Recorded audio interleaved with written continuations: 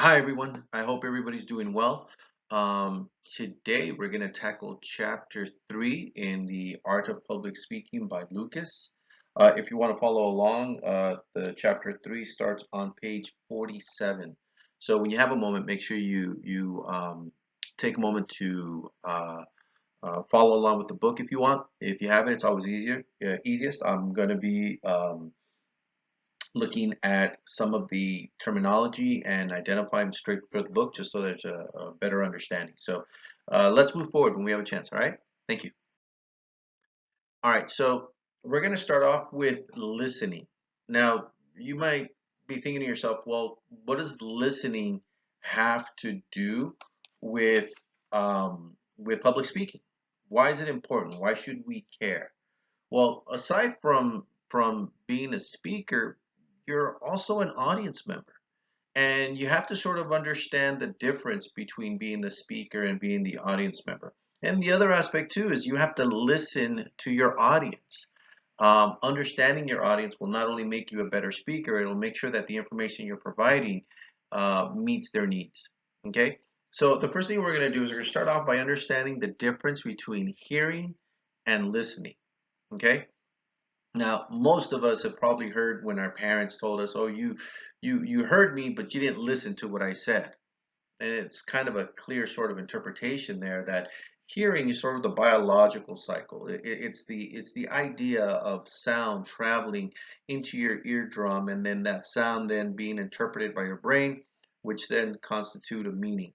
And that's what hearing is. You know, if you hear a knock, it means that someone's knocking. There's a sound. Something is hitting something else and it's making a sound.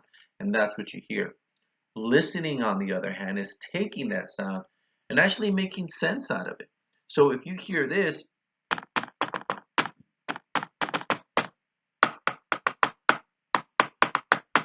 now, if you're hearing, you heard knocking.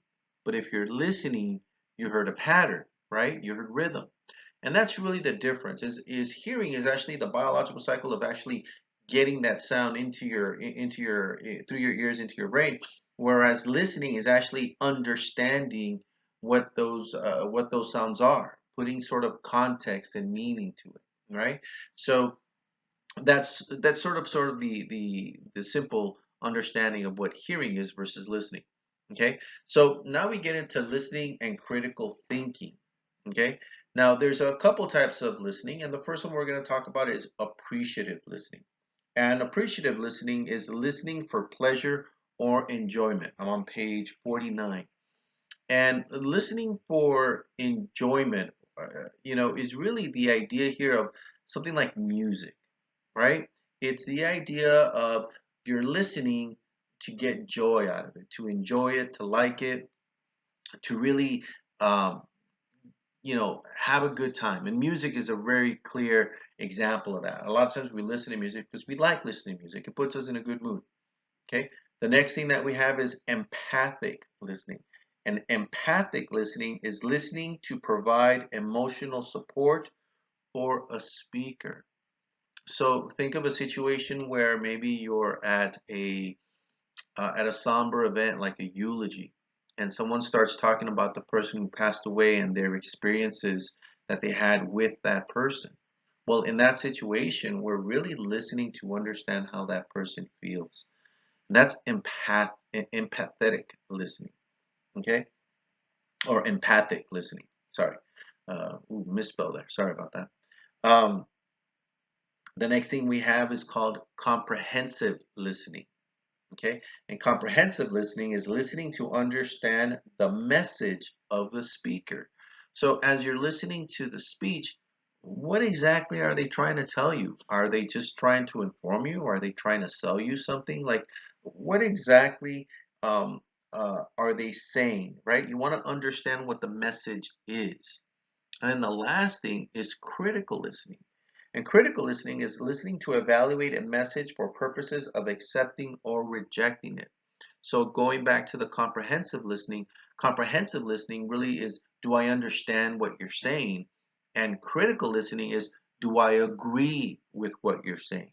Have I analyzed it? Have I thought about it to say, no, I don't think that's right. Or yeah, you know what? I'm with you 100%. All right. The next thing we have is some causes for poor listening. And the first one is not concentrating, spare brain time. And this is a situation that we sometimes fall ourselves in where we're sort of daydreaming or we're up here somewhere and we're like, "Whoa, what, I'm sorry, what'd you say? Why? Because you weren't concentrating, you weren't focused, right? The other one is listening too hard.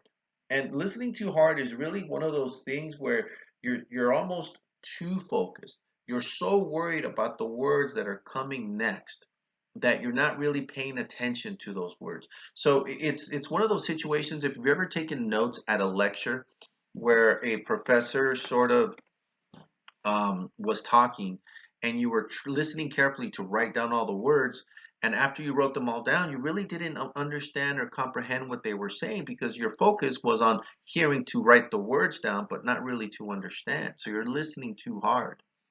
The other one is jumping to conclusions, and that's a situation where someone is talking to you and without letting him finish you're already sort of finishing their sentence or sort of jumping to the conclusion of what you think they're going to say or what they mean without listening all the way through.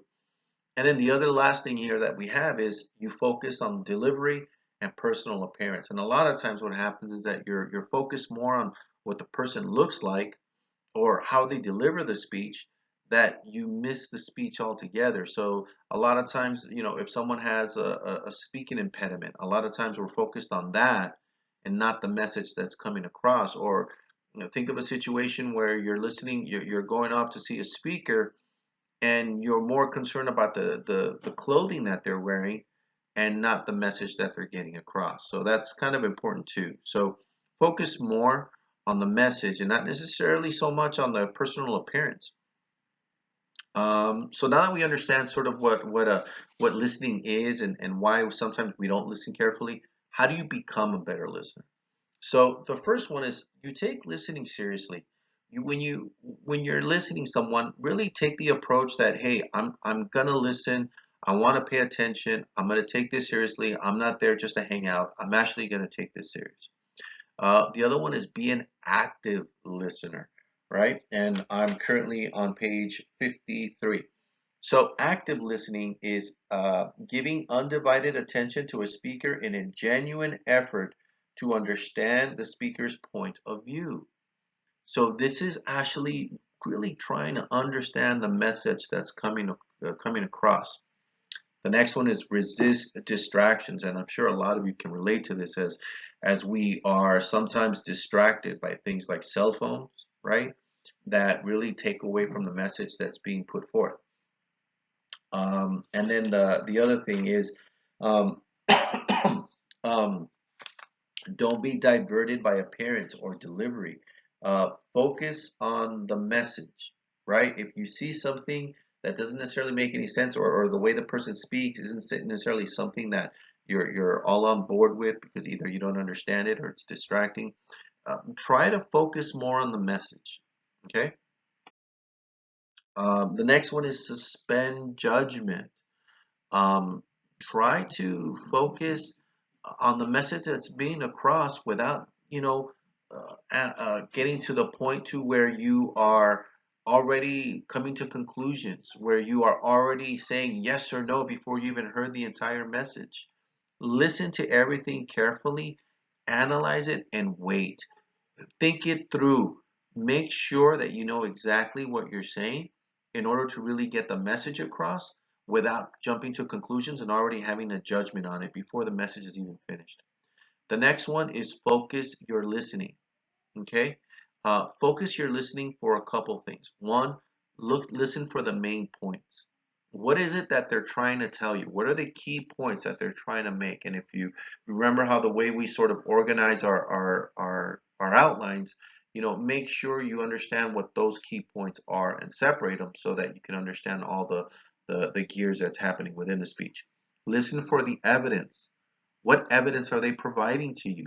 Are they citing sources? Are they stating their own experiences? Are they talking as if they're the expert, or are they quoting an expert? So what evidence are they using? And then listen for the technique. What sort of techniques are they putting are they putting forth?